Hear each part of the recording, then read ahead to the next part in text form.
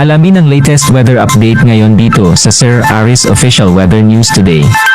Makikita natin ang patuloy na epekto ng southwest monsoon o habagat, partikular na sa malaking bahagi ng ating bansa. Inasahan pa rin natin ngayong araw malaking tsansa ng maulap na kalangitan na may mga pagwalan sa malaking bahagi ng Kabisayaan at ng Mindanao at gayon din sa may bahagi ng Mimaropa. Makikita po natin dito naman sa may area ng Luzon na wala masyadong kaulapan na makikita po, no? So generally fair weather sa malaking bahagi ng Luzon, yung Northern Luzon, Central Luzon kasama yung Metro Manila at lalabing bahagi ng Southern Luzon.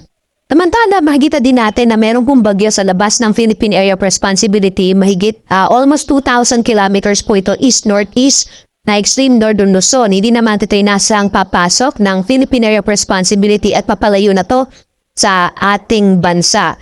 Ang minomonitor po natin ay meron po mga cloud cluster o kumpol ng kaulapan dito sa may silangang bahagi ng Visayas at Mindanao. At posible po ngayong araw o bukas ay may mabuong low pressure area. So imomonitor po natin yan at tumuto po sa mga latest update ng pag-asa. Tinasahan nga natin kung mabuo man yung low pressure area, may potential din to na maging bagyo sa mga susunod na araw at magdadala ng pag-ulan kasama yung habagat, i-epekto ng habagat sa malaking bahagi ng Luzon, ang Visayas at gayon din dito sa ilang bahagi ng Mindanao.